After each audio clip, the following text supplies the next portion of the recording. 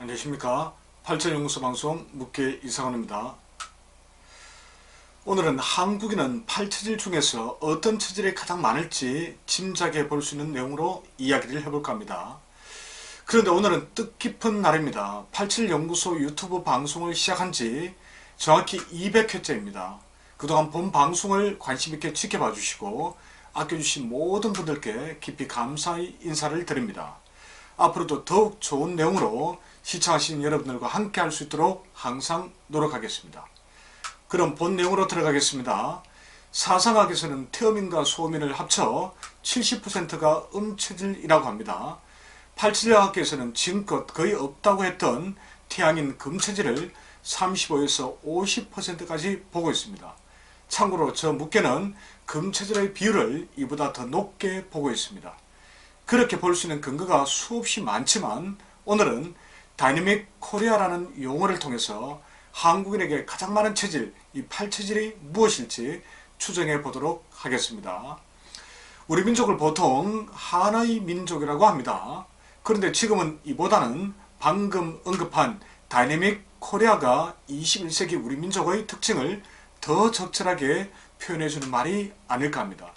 이 말은 원래 문화체육관광부에서 이 발전하는 대한민국의 역동적 모습을 홍보하기 위해 만든 용어입니다.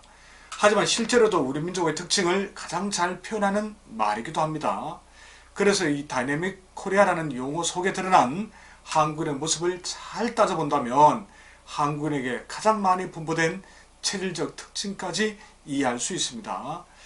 자, 다이내믹이라는 용어는 보통 역동적인, 정열적인, 활동적인, 에너지가 넘치는 뜻으로 사용됩니다. 여기에 코리아가 붙으면 역동적인 한국이 되겠죠. 자, 최근의 정치 변동과 문화 현상들을 지켜보더라면 이 다이내믹 코리아가 매우 잘 어울린다는 생각을 하게 됩니다. 우리나라에서 살아온 외국인들은 생계 발달함과 열정을 한국인의 최고 매력으로 꼽습니다. 대표적인 것이 세계 최고의 길거리 응원 문화입니다. 2002년 월드컵 때 수백만 명이 붉은색 물결을 이루며 열정적으로 대한민국 짝짝을 외치는 풍경은 전형적인 양적 성향의 문화입니다. 방송을 들으시는 여러분들도 그때 함께 했던 분들이 많으실 것입니다. 자, 사상학과 8체질을 적용하면 양적 체질은 태양인 금양 금음체질, 소양인 토음 토양체질입니다. 이러한 두 체질, 8체질로는 8개 체질이 되겠죠. 이러한 두 체질의 외향적이고 발산적인 성격에 한국 특유의 공동체 문화가 결합되면서 놀라운 거리 풍경을 만들어냈던 것입니다.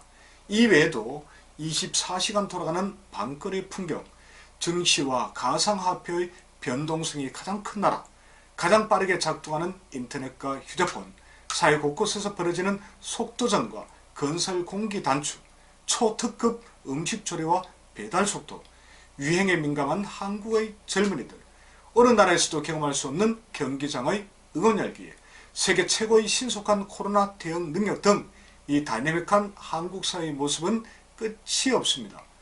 여기에 정치 분야 역시 예외일 수 없습니다.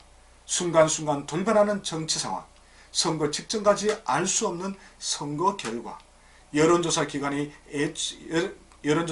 예측을 무섭게 하는 선거 결과, 촛불 집회와 대통령 탄핵 등 정치 역시 흥미진진한 한편의 드라마 같은 모습을 보여주고 있습니다. 그러니 국민들은 한시도 정치 이야기에 눈을 뗄 수가 없습니다. 그래서 대한민국은 세계에서도 정치 기사가 가장 크게 소비되는 나라에 속합니다. 종편 방송 역시 아침부터 밤늦게까지 정치 관련 프로로 도배가 됩니다. 그러나 이 다이내믹 코리아의 모습이 늘 긍정적인 것만은 아닙니다. 인터넷상에서 난무하는 욕설과 때를 지어 몰려다니며 퍼부어대는 공격적인 댓글, 순간순간 싸움으로 돌변해버리는 국회의사당의 모습이 이를 말해줍니다. 또한 금세 달아올랐다가 쉽게 식어버리는 냄비 근성 역시 마찬가지입니다. 우리는 충격적인 정치 역사적 사건이나 적폐 앞에서 말할 수 없는 분노를 표시하다가도 시간이 얼마 지나지 않아 금방 잊어버리고 말았습니다. 그래서 제대로 된 역사적 심판을 하지 못했던 아픈 기억 역시 무수히 많습니다.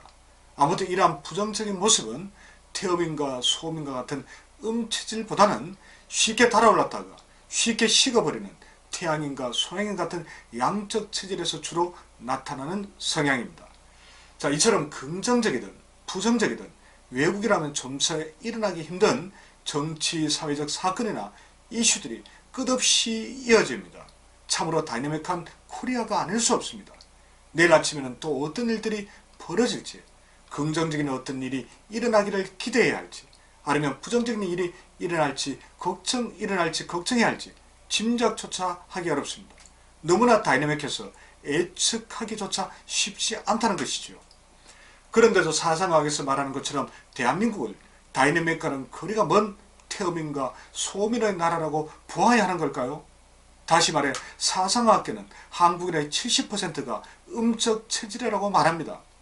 그럼 만만디, 즉 천천히를 특징으로 하는 중국인들과 체질적 특성이 비슷하다는 것인데 여러분들이 이게 말이 된다고 생각하십니까?